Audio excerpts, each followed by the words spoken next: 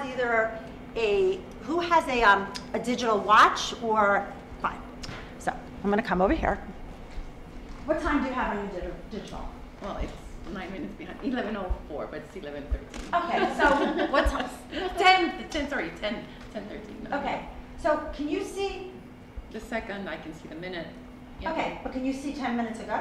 No, I can't. Can you see 10 minutes from now? No, How much time can she see? just now. 1. She can see present, right? She can see the present time. Time is actually three-dimensional. Time has a beginning, time has an end, and time has a fluidity.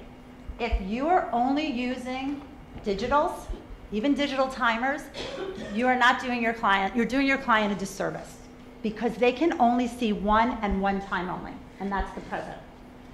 So my favorite tool, no matter if you're working with an 80-year-old or an 8-year-old, is that they need to hang an analog. And I'm going to ask this question not to make, because I've had people go, what's an analog clock? So do we all know what an analog clock is? Okay, I'm not.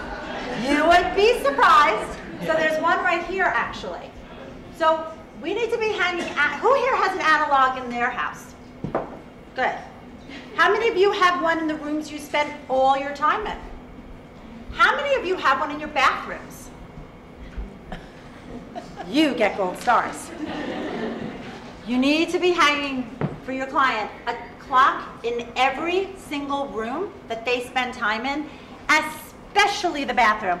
And sometimes you need to put 2 clocks in the bathroom, particularly if your client has teenagers.